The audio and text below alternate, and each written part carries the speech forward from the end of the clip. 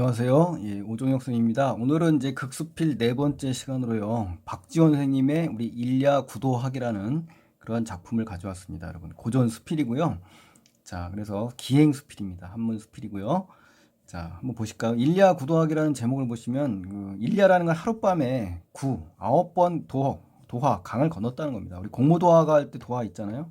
강물을 건너는 글을 썼다는 겁니다. 아셨죠? 그래서 역시 기행수필이기 때문에 여정과 견문, 감상, 지난 시간에 이어서 똑같은 기행적인 요소를 갖고 있네요. 그쵸? 예. 자, 한번 보실까요? 강물은 두 산 사이에서 쏟아져 나와.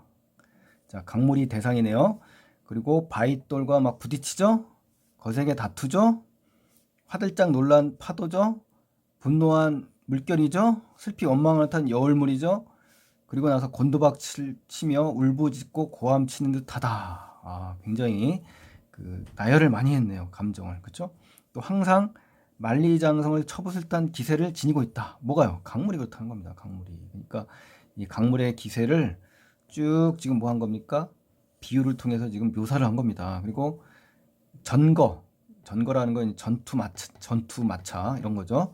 이게 만체고 전기, 전투 기병 만대라는 거죠. 그리고 전포, 전쟁에 쓰는 포죠. 이게 만 개가 되는 거고, 전고, 전쟁에 쓰는 북이 만 개라는 거죠. 그러니까 이거로도 무너져 내려앉고 터져 나오는 이 짓누르는 저 강물의 소리. 지금 뭐라고 합니까? 그래서 보니까 그 강물의 소리라고 하죠. 강물의 소리. 이걸 비유하기에 부족하다라는 겁니다. 그러니까 이 부분에서는 지금 비유와 과장, 그다음에 열거, 그다음에 묘사, 시각과 청각의 묘사 비유가 많이 나왔다는 거죠. 그렇죠? 예, 그러면서 뭘 나옵니까? 강물에 흘러가는 소리와 모습을 지금 어떻습니까? 모습과 소리를 제시한 겁니다. 강물에 흘러가는 모습, 강물이 흘러가면서 소리를 내는 모습, 소리를 내는 그러한 그 감각을 지금 묘사한 겁니다, 여러분. 아셨죠?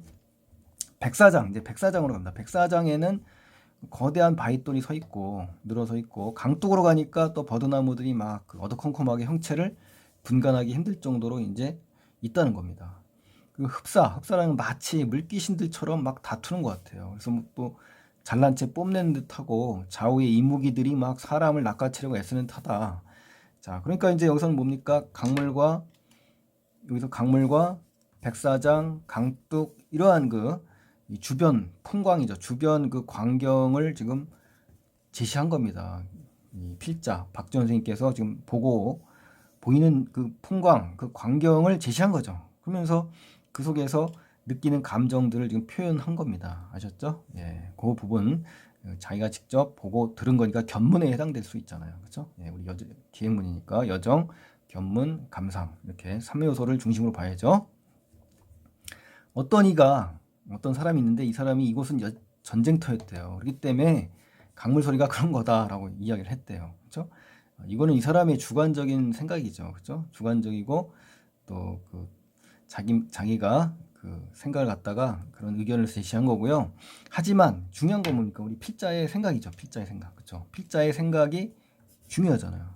그 때문에 그런 건 아니다. 강물 소리라는 것은 어떻게 듣느냐에 따라 달렸다. 그러니까 어떻게 듣는다. 어떤 그 심리, 어떤 마음의 상태에 따라 다르다는 거죠. 이 사람의 생각입니다. 우리 필자의 가치관을 읽어야 되잖아요, 지금. 그렇죠? 나는 산중에 살고 있었는데 대문 앞에 큰 계곡이 있다. 해마다 여름철이 되면 소나기가 이제 오는데 계곡물이 불어난다. 그래서 노상은 늘 항상 전거와 전기, 전포, 전고. 방금 이 위에 우리 선생님이 얘기했던 이 부분이죠. 그러니까 전쟁에 나가면은 주로 이 당시에는 이렇게 이제 가지고 갔나 봐요. 그렇죠? 이게 뭡니까? 전투 장비죠. 그렇죠? 전투 장비를 좀 열거한 거잖아요. 그렇죠? 예. 그래서 당시에 그 전투 상황에 나올 모든 것들을 좀 다 열거한 거거든요. 그러니까 마침내 이런 것들이 귓병이 날 지경이 되었다. 그러니까 그만큼 뭐 한 겁니까? 강물 소리가 그만큼 굉장히 커서 귀가 아프다 뭐 이런 얘기죠. 그렇죠? 예, 과장법을 쓴 거죠. 나는 예전에 방문을 닫고 누웠었어. 근데 그 소리를 다른 비슷한 소리들에 내가 비교해봤어. 그리고 나서 그러면서 내가 그 소리를 들은 적이 있었어. 이거 뭐예요? 이건 당연히 뭡니까? 이건 뭐 자기의 어떤 직접적인 뭡니까? 경험이죠, 경험. 과거의 경험, 즉 체험이 등장한 거죠. 그쵸? 예, 체험이 지금 나온 겁니다, 여러분. 자, 그래서 과거에 뭐다? 체험이 지금 제시됐다. 이렇게 기억을 하시고요. 소나무 숲 바람이 막 불 때 나는 듯한 소리도 나고, 그쵸? 또 이는 계곡물 소리를 청하게 들은 경우다. 청하라는 깨끗하고 아름답게 들은 경우라는 거죠. 그쵸? 그리고 산이 막 갈라지고 언덕이 무너지는 듯한 소리. 이건 뭐다? 여기서 이야기할 때 뭡니까? 이거는 청아한 소리고, 그 다음에 흥분한 소리다. 그렇죠? 또 개구리 때 울고 우쭐우쭐 운다. 그러니까 이건 우쭐해서 들은 경우가 바로 개구리가 서로 경쟁하면서 우는 듯한 소리라는 거죠. 만개의 축이라는 건요, 악기라고 생각하면 된다. 중국의 악기, 현악기예요. 그래서 연거푸 막 울리는 듯한 소리다. 이는 뭐다? 분노하면서 듣는 경우다. 이렇게 하면서 이제 경우, 상황. 그러니까 상황에 따라 지금 그 비교해서 들은 그러한 그 소리를 지금 열거하면서 제시한 겁니다. 아셨죠? 예, 그런 일이 있었다라는 얘기죠. 근데 순식간에 지금 천둥번개 치는 듯한 소리, 그리고 이것은 뭐다? 깜짝 놀라서 그런 거다. 이때는 이제 뭐다? 너무 놀라서, 깜짝 놀라서 들은 경우다. 그리고 찬물이 때론 약하게 때론 세게 끓는 듯한 소리, 이는 운치 있게 들은 소리다. 지금 굉장히 그 열거를 많이 했죠. 그리고 검은 거에 높고 낮은 가락이 잘 어우러지는 듯한 소리, 이는 뭐다? 슬퍼하면서 듣는 소리다. 그렇죠? 또 한지를 바른 창문이 바람에 웃는 듯한 소리, 이는 혹시 누가 왔나 하면서 들은 경우다. 지금 누가 왔나 하면서 듣는 경우래요. 그러니까 참 그 표현이 아주 그 세밀하고 아주 기가 막히죠. 예. 그런데 이는 모두 소리를 올바로 들은 것이 아니다. 이건 또 무슨 소리일까요? 이게 지금 제시한 이 부분들이 지금 뭡니까? 올바로 들은 것이 아니라는 겁니다. 그럼 뭡니까? 다만 마음속으로 가상이라는 건요, 그 뭡니까? 그러니까 가짜로 생각한 거다. 그러니까 결국은 뭐냐면 진짜 소리가 아니라는 거죠. 마음속에서 상상해서 지금 뭐합니까? 소리를 들었다는 얘기죠. 그러니까 여기서 말하는 귀가 소리를 지어낸 것밖에 안 된다. 그러니까 결국은 진실한 게 아니라는 거죠. 그렇죠? 예, 그러니까 여기서 말하고자 하는 것은 이런 소리들은 단지 뭐다? 본질을 보고 들은 소리가 아니라는 겁니다. 그냥 단지 뭐예요? 귀라는 거 뭡니까? 우리 그 감각이잖아요. 감각, 청각. 그렇죠? 이 감각에 의지한 소리라는 거예요. 단지 감각, 현상적인 감각에 의해서 듣는 소리일 뿐이다라는 얘기를 하는 거죠. 아셨죠? 그래서 지금 나는 밤중에 한 줄기의 강을 9번이나 건넜다. 이게 지금 뭡니까? 제목하고 그대로 연관되죠. 일야 구도하기가 바로 이거잖아요. 그렇죠? 예, 일야 구도하기, 여기 일야 구도하기가 바로 이렇게 제목과 연관이 돼서 이렇게 제목을 붙인 것 같아요. 그렇죠? 그래서 이 강은 북쪽 국경 너머에서 흘러나와 만리장성을 돌파하고 진하고 유하, 조하 이런 강물 등 이런 여러 강들과 합류해서 미룬성이라는 그곳의 아래를 지나면 백하가 된다. 이게 전부 강들이 나온 거거든요. 그래서 나는 어제 배로 백하를 건넜는데 백하가 바로 이 강의 하류였다는 거죠. 그렇죠? 어제 건넌 강은 이제 백하인데 강의 하류라는 거죠. 내가 처음 요동에 들어섰을 때, 자, 요동 땅에 이제 들어섰을 때, 바야흐로 이제 막 한여름이었대요. 그래서 떼약볕 속을 가는데 갑자기 큰 강이 앞을 가로막으면서 시뻘건 물결, 황토니까 이제 황토하고 물이 섞여서 보통 중국의 강물은 시뻘겋습니다. 아셨죠? 이게 산더미처럼 과장법이죠. 끝이 보이지 않았다. 이는 아마 천리 넘어 먼 지역에 폭우가 내린 때문일 것이다라고 이제 필자는 추측을 한 거죠. 강물 건널 적에 도하잖아요, 도하. 그리고 사람들이 고개를 쳐들고 하늘을 보죠.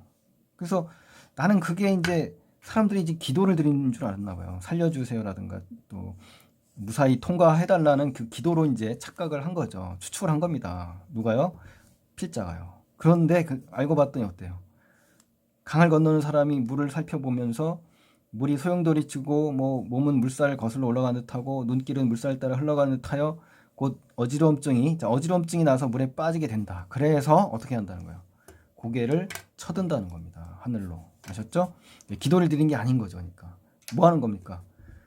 안 보려는 거죠. 물을 외면하고 싶은 거예요. 물을 보면 어때요? 바로 이렇게 물에 빠지게 되니까 안 보려는 그러한 행동일 뿐이다라고 하잖아요. 그렇죠? 외면한다는 거는 고개를 돌린다는 얘기고요. 또한 잠깐 사이에 목숨이 왔다 갔다 한다. 그러니까 이제 이런 거 한자로 뭐라고 합니까? 명제 경각이라고 하잖아요. 그러니까 아주 위태위태한 상황, 그렇죠? 그런 절체절명의 순간이라는 거죠. 그래서 이러한 판인데, 이러한 판국인데 이 말이죠. 어느 겨를에 어느 그 시간, 짧은 시간 안에 그 마음속으로 목숨을 빌었겠는가? 그렇죠? 당연히 기도하는 것이 아니다라는 거죠. 그렇죠? 이와 같이 위태로운데 응? 강물 소리를 듣지 못하였다. 요동벌판이 평평하고 드넓기 때문에 강물이 거세게 소리를 내지 않는 것이라라고 모두들 말하였다 이겁니다. 그러니까 이것도 잘못된 거죠. 왜냐하면 뒤에 나옵니다만 그러나 이것은 강에 대해 잘못 알고 한 말이다. 요하라는 거는요 중국의 그 랴오 강이라고 있습니다. 랴오 강. 자, 이 강을 이야기하는 겁니다. 굉장히 길고 큽니다, 여러분 아셨죠? 네, 대형 강이에요. 이 소리를 내지 않은 적이 없건만 단지 밤중에 건너지 않아서 그랬을 뿐이다. 이렇게 이야기하는 겁니다. 그래서 낮에는 물을 살펴볼 수 있는 까닭에 눈이 이제 밑으로 데 쏠린다는 거지. 눈으로 이제 강물을 보니까 위험하다는 걸 이제 느낀다는 거고요. 그래서 벌벌 떤다, 즉 공포스러워한다.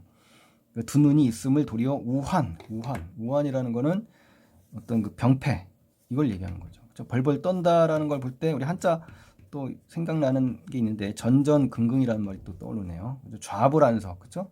좌불안석 뭐 이런 것들. 예.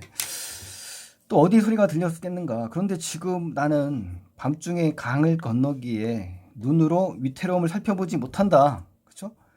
위태로움이 오로지 듣는 대로 쏠렸죠. 이제 밤이 되면. 그러니까 낮과 밤이 어떻습니까? 낮과 밤이 서로 대조되죠. 대조되는 상황에서도 공통점 뭐죠?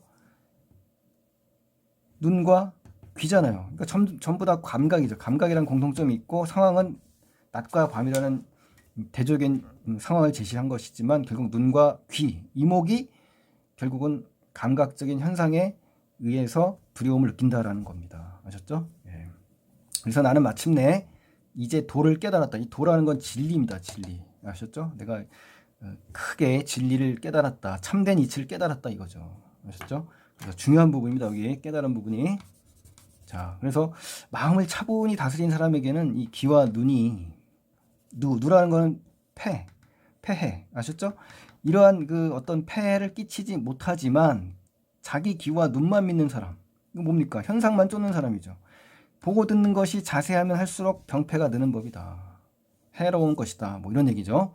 방금 내가 마부가 말에게 발표했다. 부상을 입었다는 거예요. 마부가. 그래서 뒤따라오는 수레에 그를 이제 태울 수밖에 없었죠. 부상당했으니까. 그러고 나서 말의 굴레를 풀어주고 발을 강물에 둥둥 뜨게 한 채로 두 무릎을 바짝 오그리고 발은 모두 못 누워서 말 한 장 위에 앉았다.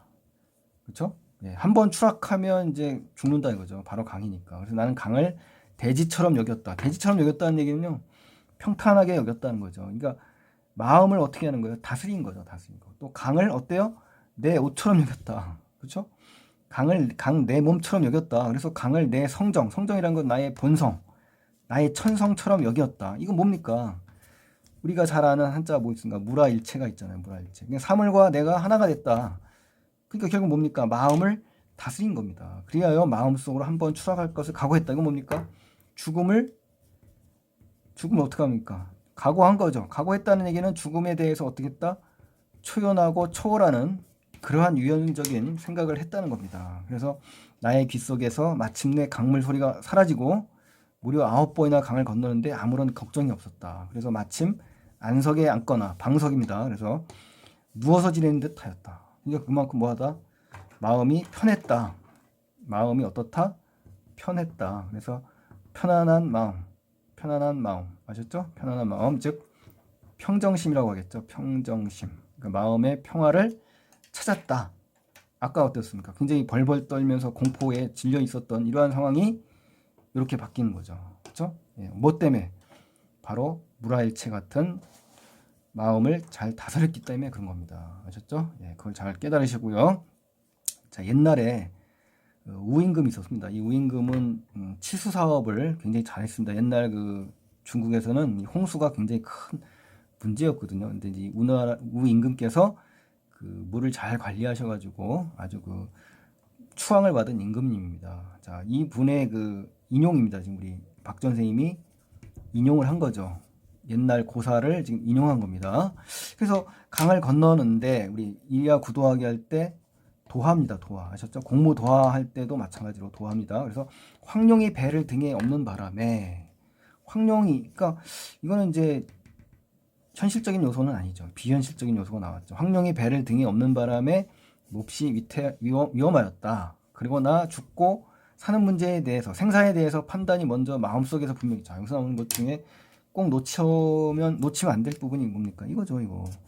먼저 뭐요? 마음속에 분명해진다. 그러니까 마음을 잘 다스렸다는 얘기죠. 마음 다스리기를. 그래서 용이면 어떠냐, 도마뱀이면 어떠냐. 응? 그 우임금님 앞에서는 대소를 논할 것이 못 되었다. 따질 수가, 상관할 것이 아무것도 없었다고요. 왜? 마음이 중요하다는 겁니다. 마음이. 아셨죠? 소리와 빛깔은 외부에서 있는 사물, 외부에 있는 사물이라는 얘기는 현상이라는 거죠. 현상. 이 소리와 빛깔은.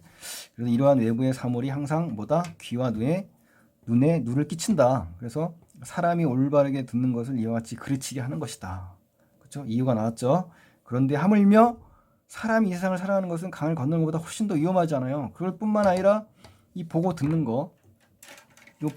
것이 수시로 병폐가 된다. 그렇죠? 그러니까 강조하는 겁니다. 그래서 서리법과 영탄법이 들어가 있는 겁니다. 수시로 병폐가 된다는 겁니다. 그래서 나는 장차 나의 산중으로 가서 집으로 간다는 얘기잖아요. 계곡의 물소리를 들으면서 다시 한번 이와 같은 깨달음이 뭡니까? 바로 현상의 뭡니까? 현상을 쫓지 말고 사물을 볼 때 뭘 봐야 된다? 본질, 그렇죠? 어떤 감각이나 어떤 현상에 얽매이지 않고 본질을 보는 그러한 깨달음을 갖고 검증했잖아요. 저는 직접 체험했으니까, 그렇죠? 아울러 처신, 자기가 행동하는 거에 능수능란하고 자기 귀와 눈의 총명함만 믿는 사람들에게 뭐한다? 경고하려고 한다. 그렇죠? 자기는 깨달음을 검증하고 아울러 다른 사람들에게는 뭐 하려고 한다? 경고하려고 한다는 겁니다. 아셨죠? 자, 그래서 이 글은 강을 건너면서 우리 인생에 있어서 삶의 이치를 깨닫게 해주는 그러한 좋은 글입니다, 여러분. 굉장히 단어도 어렵고 한자 내용들이 많이 나서 해석하기 어려울 수도 있겠지만 제가 하나하나 정리를 잘 했고요. 두 번째 강의에서는 또 필기된 걸로 잘 정리가 되어 있습니다, 여러분. 그러니까 일단 필기를 먼저 보지 마시고 원문을 잘 해석을 하셔가지고 비교 확인하는 정도로 그렇게 공부를 하시고요. 자, 여러분 오늘 고생 많이 하셨습니다. 자, 도움이 되셨다면 구독, 좋아요를 부탁드리고요. 네, 감사합니다.